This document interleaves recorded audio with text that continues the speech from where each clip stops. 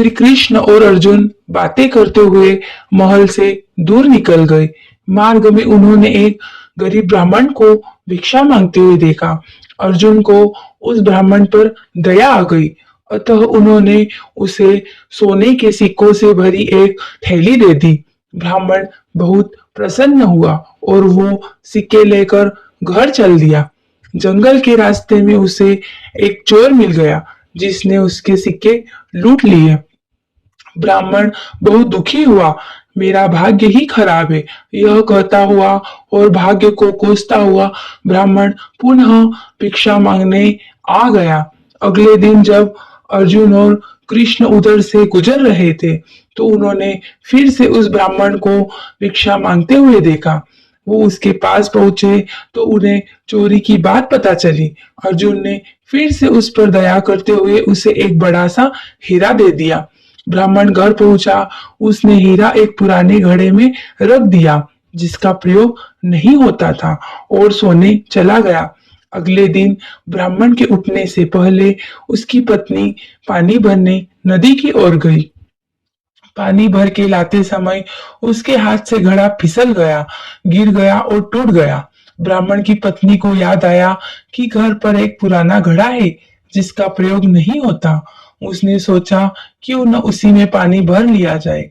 वो घर आई, घड़ा उठाया और वापस पानी भरने चल दी। नदी में जब उसने घड़ा डुबाया तो हीरा घड़े से निकलकर पानी में बह गया।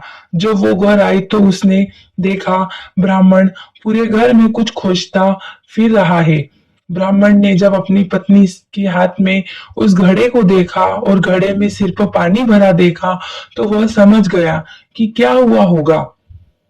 हताश निराश ब्राह्मण पुनः अगले दिन भीख मांगने उसी स्थान पर पहुंच गया। संयोग की बात, अर्जुन और कृष्ण कहीं से लौट रहे थे। उनका ध्यान फिर उसी ब्राह्मण की तरफ गया। वो उसके पास पहुंचे। उसने पूछा कि अब आपको भीख मांगने की क्या आवश्यकता पड़ गई। ब्राह्मण ने फिर अपनी राम कहानी सुनाई। उसकी दुर्भाग्यपूर्ण कहानी सुनकर अर्जुन श्री कृष्ण से बोले, इस आदमी की किस्मत में सुख समृद्धि लिखी ही नहीं है। मुझे नहीं लगता अब मैं और इसकी मदद कर पाऊंगा। श्री कृष्ण बोले, नहीं। बस उन्होंने उस ब्राह्मण को 2 पैसे दिए। ब्राह्मण वो पैसे लिए और घर चल गया। ब्राह्मण के जाने के बाद अर्जुन बोले, जब मेरे इतना सोना हीरा देने के बाद भी उसका भला नहीं हुआ तो आपके दिए 2 पैसे से उसका क्या भला होगा। श्री कृष्ण मुस्कुराए और बोले, देखते ही क्या होता है। ब्राह्मण अपने भाग्य को कोसता हुआ घर जा रहा था। रास्ते में उसने एक मछुआरे को देखा जो कि एक ताजी बड़ी मछली पकड़कर ले जा रहा था। मछली उसके जाल में तड़फड़ा रही थी और छूटने के लिए प्रयास कर रही थी। ब्राह्मण को उसकी की मछली की स्थिति देखकर दया आ गई। उसने सोचा, इस 2 पैसे से मेरा क्या भला होगा, क्यों न इस मछली के प्राण ही बचा लिए जाए। ब्राह्मण ने वह मछली खरीद ली और उसे पुनः नदी में डालने चल पड़ा।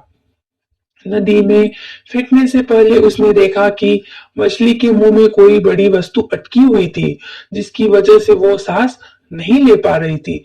जब उसने मछली का मुंह खोलकर वह बाहर निकला तो वह वही बड़ा हीरा निकला। ब्राह्मण हीरा पाकर खुशी से चिल्ला पड़ा, देखो देखो, मिल गया, मिल गया, आखिर मुझे मिल ही गया। उसने थोड़ी ही दूर पर वही चोर जा दिया जिसने ब्राह्मण के सिक्के चुराए थे। उसने जब यह आवाज सुनी और ब्राह्मण को नदी की तरफ से आते हुए देखा तो चोर डर गया। चोर ने उसे देखकर पहचान लिया कि यह वही व्यक्ति है जिसके सिक्के उसने चुराए थे। ब्राह्मण की चिल्लाने की आवाज सुनकर उसे लगा कि ब्राह्मण उसे पहचान गया है और अब वो पकड़कर उसे सजा दिलवाएगा।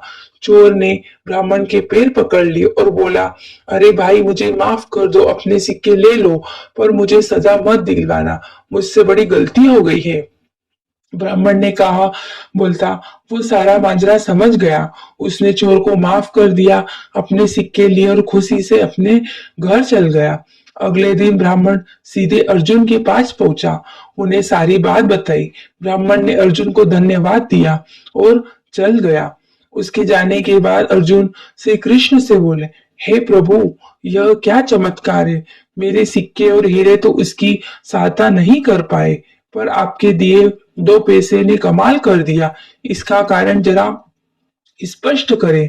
श्री कृष्ण बोले, अर्जुन, यह चमत्कार नहीं, सृष्टि का नियम है।